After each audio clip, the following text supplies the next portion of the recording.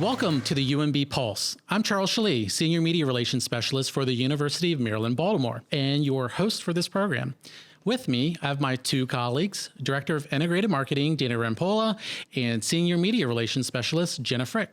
Hey. Hi, Charles. Hello. Hi, Jena. We'll get to introductions in a second, but what is the UMB Pulse all about? Well, this podcast is a way to stay up to date on all the changes in the return to campus guidance. It's also a way to get back in touch with the heartbeat of UMB after a year of disruption. Every episode, we'll have special guests on the Pulse to talk about how they navigated working and learning through the quarantine. And also, we'll have them tell us what's happening as we start back to campus. During this transition, we're all learning and adjusting, so our guests will be able to help give us words of wisdom that will help inspire and excite everyone to get back to campus. Although return to campus is a big part of the UMB Pulse, this podcast will also serve as a way to learn more about everything happening here at UMB, keeping your finger on the pulse, so to speak. We have so many amazing programs, projects, and professionals here on campus, and we already have a really great guest list of people scheduled to come on for you this summer, and we are very excited to bring them to you. Yeah, definitely. So we are also very excited that you are tuning in to our very first podcast episode. We'll be putting this out every other Thursday. You can find them on the UMB YouTube channel and at www.umaryland.edu/pulse. And we're using Buzzsprout to help distribute to Spotify, Pandora, Apple Podcasts, wherever you want to listen to us. So for our inaugural episode, we want to give you some food for thought. You get my little pun there, food for Very thought. nice. I love to cook, I love to eat, and I love to talk about food. We'll be talking about where you can grab a bite to eat on campus, what the latest guidances are on food in the office, and even what you need to know about food at events. But first, why don't we start off by introducing ourselves with a segment called Introduce Yourself. So for this segment, what we're going to do is we're going to play a little game called Two Truths and a Lie. Pretty self-explanatory. We're going to go around. You tell us two truths and a lie about yourself, and we're just going to go ahead and try and guess what it is. So who wants to go first? Charles, why don't you go first? Yeah, you started us off, so. Pressure. So much pressure. Okay, number one. I personally know the guy who came up with the catchphrase, "Boom goes the dynamite." What? Okay. Number two, are we going to test ourselves after each one, or do you want to hear all three? No, hear all three. Okay. The second one, I've actually played ice hockey with people who are in the Hockey Hall of Fame. Ooh, that's pretty impressive. Like the Mighty Ducks? He wasn't on the Mighty Ducks. And I think, one of them might have been. I'm not sure. Ooh, so I guess that's the truth. Yeah. Oh, I'm rolling that one out as we'll the lie. we'll have to figure that one out. And I've been to another hockey-related one. I've been to every NHL arena. I think the last one is the lie.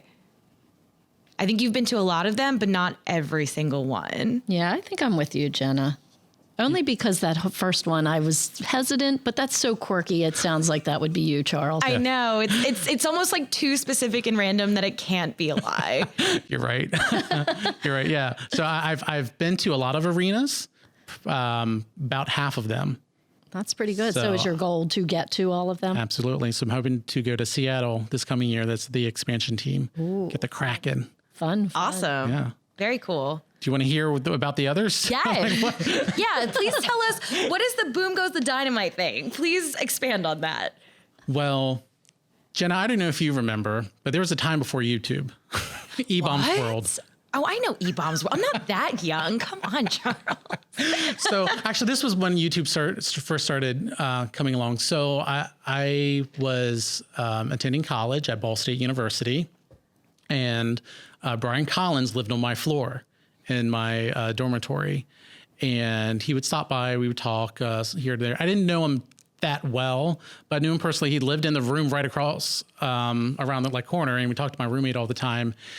And he was on a live telecast, student telecast of news. We would do it live there, and he had to sub in for sports because nobody else showed up. Oh, boy. And he was a freshman, and he had a very difficult time getting through it, and just stumbled, was silent. It was very cringe, and you felt bad for him.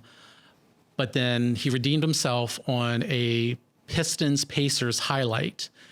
And he said, and he passes it to the man, shoots it, and boom goes the dynamite. And he just nailed it. Wow. And he redeemed himself, and it went viral. It was like one of the first kind of big viral videos. He went on David Letterman, CBS This Morning. Wow.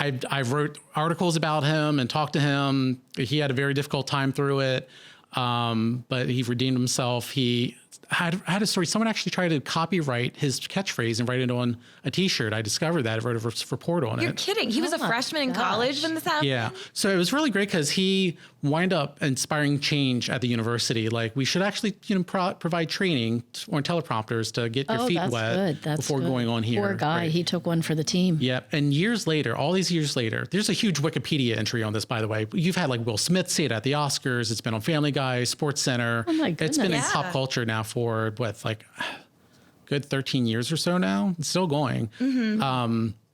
But he was actually on Tosh Point for Web Redemption a few years ago. No way. Yeah, yeah. So that's cool. Yeah. And you knew him when? Yeah, I knew him when. Mm-hmm. Wow, that's pretty cool. The Hockey Hall of Famer, I didn't know this until after the game. So I lived in Florida for a little bit, and I subbed in as a goaltender on a team. And after the game, they're like, "Do you know who your defenseman was tonight?" I said, "No." I was like, "You look pretty good." It's like Steve Shutt. And I was like, "Who's that?" I'm a huge hockey fan. Did you say shut the door? Yeah, I shut the door, right. And I was like, before my time. He's like, "Steve Shutt, Montreal Canadiens. He's won like 5 Stanley Cups and he scored like 60 goals in a season." I was like, "Oh my God." He was a forward in the National Hockey League, but he played defense that night and still played with a wood stick and just looked tremendous. He retired down there and runs horses, like polo horses, with another Hall of Famer, Larry Robinson, who lived in the area. Fun. So wouldn't it have been so funny if he was like really terrible and you were just like jeering at him the whole time, like, "Come on, pick it up. What are you doing?" Turns out he was like this really famous Hall of Famer guy. Right. Yeah. Like you would have known. That is fun. Well, we know a little more about Charles now. Do you want me to go next, Jen? Yeah, go for it, Dana. All righty. So my first fun fact is that I used to joust, which is Maryland's state sport. And my family was actually called the first family of jousting because all of us in the family jousted. Second little tidbit, which if my children listen to this will be shocking to them. We actually have 5 children. My husband and I have been married for over 30 years.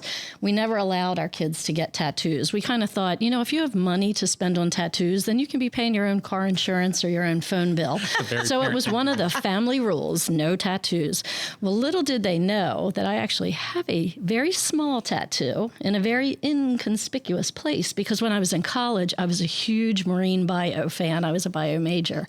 And there's a little tattoo that they don't know about because of where it's located. They do now. They do now. And it is, you guessed it. It's a dolphin. Okay, yeah. so I guess that's one of the truths. My senior thesis was on dolphin echolocation.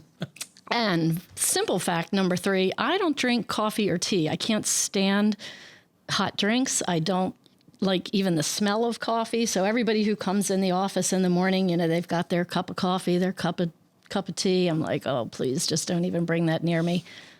Huh. Okay, I think the first one is a lie. Okay. I feel like, yeah, that would have to be because you have orange juice beside you. I'm just basing it off of that. Okay, well, you're all wrong. I don't drink coffee or tea, but I do joust. Well, I did joust. Haven't done it for a while. And Charles, I thought for sure you were going to not guess that one. You were going to contradict what the state sport is. Actually, yeah, because I thought I was going to say lacrosse. Right. Yeah. So here's an interesting tidbit. The state team sport is lacrosse, but the state sport is jousting. And I don't remember the dates, but lacrosse didn't become the state team sport. They petitioned, the whole time I was growing up jousting, they were petitioning to have it converted from jousting to lacrosse. But they didn't win, but they did get a little kudos in that it became the team sport. They created a new title. Wait, so the last one was a lie? Yeah, the last one's a lie. So you do drink coffee? No, I don't drink coffee. But Wait that a was minute. the truth. Yeah. Oh, man, I messed them all up. Oh, God. Yeah, that's what I was like, wait. Record. We can redo that one. We can just start over on Dana's. You're gonna have to So fact number 4, Dana's not good at following directions. Oh my God, I'm so embarrassed. No, it's fine. We'll leave that one in, actually. Yeah, Oh my gosh, that's hilarious. it happens. Yeah, that's funny. I was like, wait, so they're all true. No, wait. No, they're not all true. You guys had me convinced. The tattoo is false. All right, we need to change that last part. Like you said, 3. Yeah, the tattoo is false. You don't have a tattoo? No, I don't have a tattoo. Oh, okay. You reacted in such a way that I thought for a minute that I did. Wow. You are like a master tricker. Yeah, I'm such a liar that I had myself tricked. Oh my gosh, did you the best even write a thesis on dolphins? I did. That part was true. When you say you were a fan of, I was anticipating like Aerosmith tattoo or something. Oh, that could have been. That could have been. I've seen Aerosmith live. I think you told me an Aerosmith story. Yeah, that's for another time. Yeah. Wow, that was a really convincing lie. You Man, that was so yourself. convincing. I fooled myself. You know how close we I were got to just confused. cutting this entire segment until you redeemed yourself. Oh, Lordy. I'm Jena, confused. beat that one. Well, mine aren't as like in-depth and intricate as Interesting and intricate. as your guys's, but I will go ahead and give it a try. So fun fact number 1, I do stand-up comedy in my spare time. Fun fact number 2, I used to ride horses as a kid and won a couple of blue ribbons and such. And number 3, I have seen every single Simpsons episode ever. Wow. I would say 1 and 3 seem to go together because I know you definitely do comedy. Right. So I would say you never rode a horse. I'm going to go with number 2. You never rode a horse. Yes. Okay. You were just trying to join into my jousting club. I know, right? No, I'm actually terrified of horses. So Well, we'll have to hang out it's then. the opposite. I can help you overcome it when I can't remember if I drink coffee or have a tattoo. Cool. I'll drink a coffee and you ride a horse and Perfect. Just don't spill your coffee riding a horse. yeah. Yeah, that wouldn't be good. Oh, well, let's get back to our work at hand. That was fun. Before we get to talking about the food you can find on campus, let's do a quick pulse check. Alrighty, the Pulse Check is where we dish out the details on the latest return to campus guidance. So if you want a quick listen of just the facts, the Pulse Check is where you will find all of the latest information. The pulse check will evolve because eventually we all will have returned to campus for the most part. Right. And here's what you need to know as of our recording on July 9th. This is your pulse check. UMB has announced vaccination protocols for on-campus students and employees. There are several key dates at play, so follow closely. Effective August 16th, all on-campus students or employees must be vaccinated to visit campus. Definitions of what is considered on campus, along with the list of consequences for not being vaccinated, is listed on the recovery website at www.umaryland.edu/coronavirus. Click on the Return to Campus guide. All on-campus students must show proof of being fully vaccinated by August 2nd or 2 weeks before the start of classes if their program starts at a later date. Students engaged in clinical or field site activities should note that external sites may have stricter vaccine rules than UMB. Being unvaccinated may impact the ability of a student to participate in activities at those external sites. Failure to complete the clinical or experiential portion of a student's education requirements will impact their ability to graduate. On-campus employees who are not vaccinated may be prevented from university-sponsored travel and will receive a below standards on their evaluation, among other consequences. The COVID-19 visitors guidance is now streamlined. An update issued July 1st removed the different classifications of visitors. The visitors acknowledgement form has also been removed, and sponsors are encouraged to keep a list of attendees. Visitors will follow the updated UMB policy on face coverings, but will not be asked about their vaccination status, and it maintains a requirement to notify the COVID Recovery Task Force for activities planned for groups of 25 or more. The entire policy can be read on the recovery website. Faculty, staff, and most students don't have to complete the Safe on Campus daily symptom monitoring emails. This only applies if you are fully vaccinated. So if you have not gotten the shot yet, you will still need to fill out the daily form until 2 weeks after your final dose of the vaccine. The Safe on Campus emails will stop for those who are fully vaccinated and will take about 24 hours for you to be removed from Safe after submitting proof. However, employees and students who self-reported vaccination information before June 14th may need to submit additional documentation. Fully vaccinated students at the School of Medicine and School of Nursing will need to continue to use the daily form only on days they visit an off-site clinical practicum site. You do not need to fill out the Safe on Campus form on days that you are working or learning remotely. For more information, check out the UMB Recovery website at umaryland.edu/coronavirus. Then click the link to Safe on Campus on the left side of your screen. And that is your UMB Pulse check.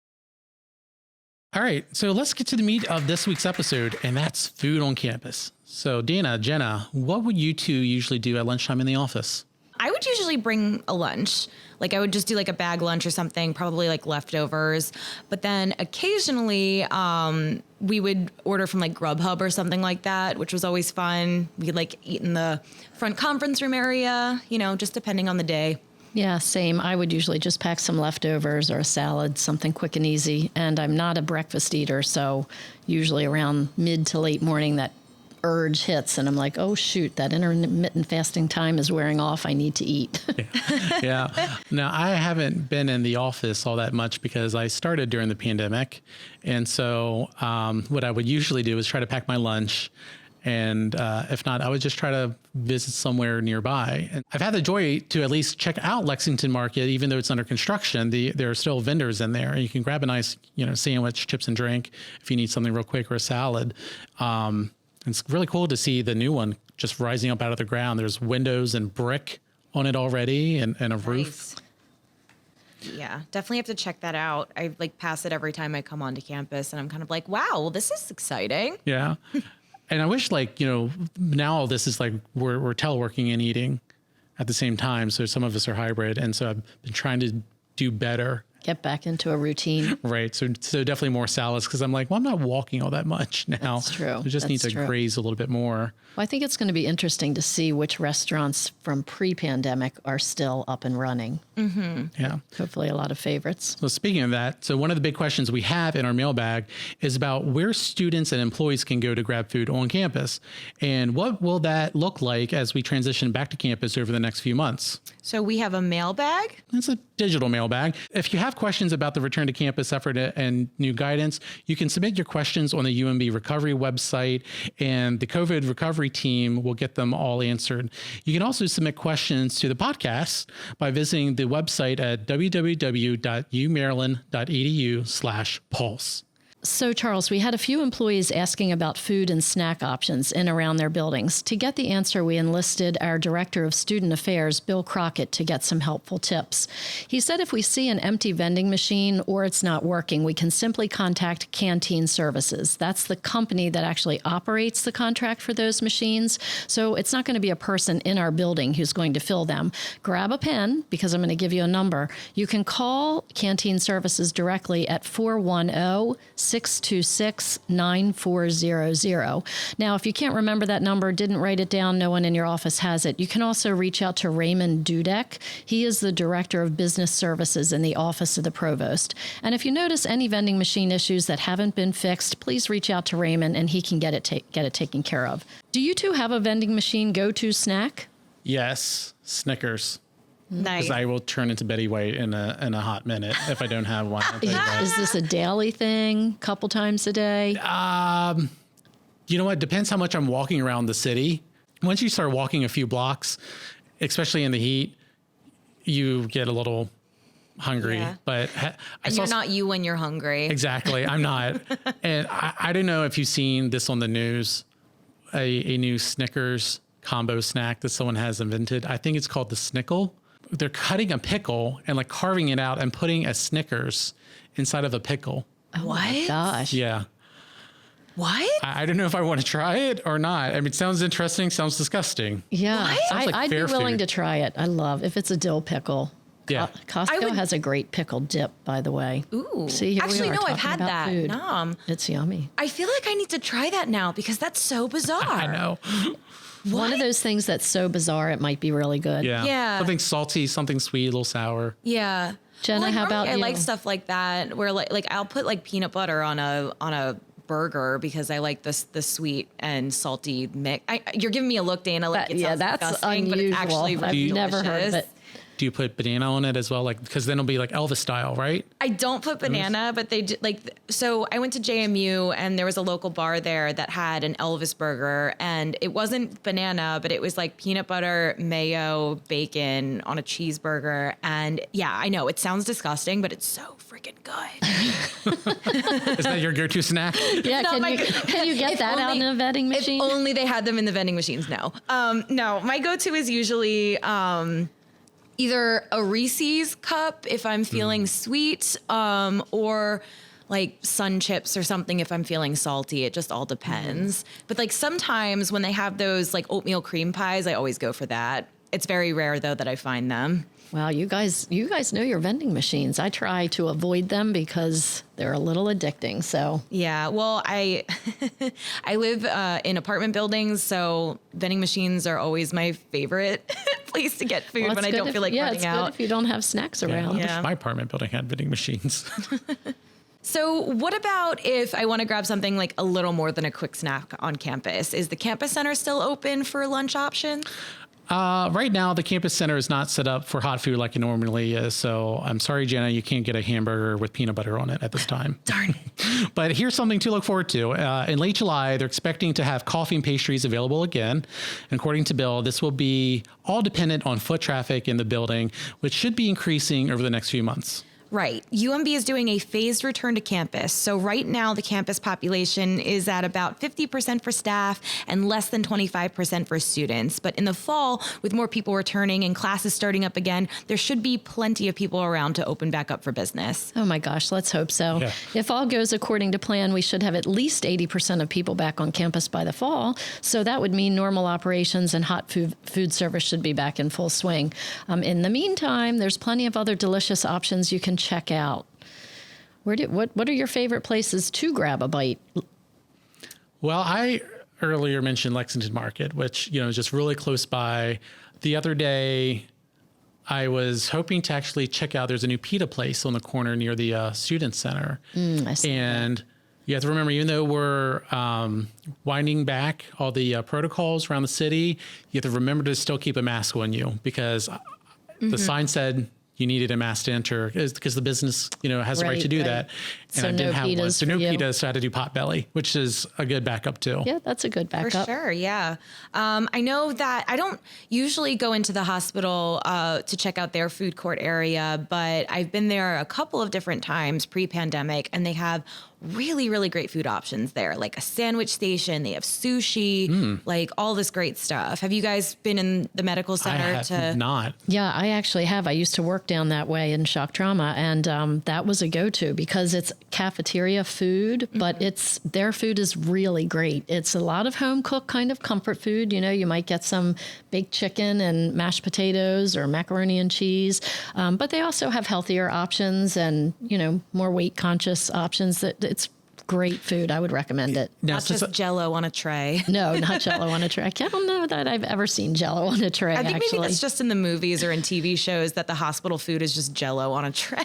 Yeah, that's pretty. Oh, and the grilled cheese, the cold grilled cheese. Yeah. That looks terrible. So if I want to check it out, how easy is it to find? Like, where do I enter the hospital, and how far do I have to kind of walk once I'm inside? Well, it is a nice little walk. You go in the main front door and you'll pass by Aubon Pen. Is that how you say it? French enough. Yeah, there you go. And you pass the great cookie, which you can smell all the way down the hall. They have delicious warm cookies. And then you just head through that atrium area, which is a beautiful walk, and it's enclosed, although you feel like you're outside because the ceilings are so high and it's so well lit.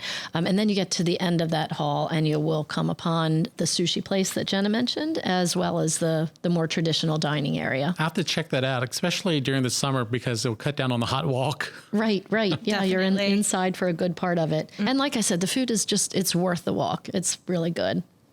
So where else, if you can't get to the hospital? Yeah, up on the north end of campus is a part of Lexington Market is Mem Sahib, and that's a really nice Indian restaurant. We've gone there a couple times for holidays. You have to have a little time to sit down, but they actually do a buffet that is delicious. Before I worked here, had not been exposed to Indian food a lot, but it's a great place to venture in and sample some different options that they have. Super nice people there too. Yeah, the last time I went there, it was like we were celebrating the end of graduation and the commencements and everything, because we had worked really hard to take, photos and video of everyone like celebrating, graduating, all that stuff.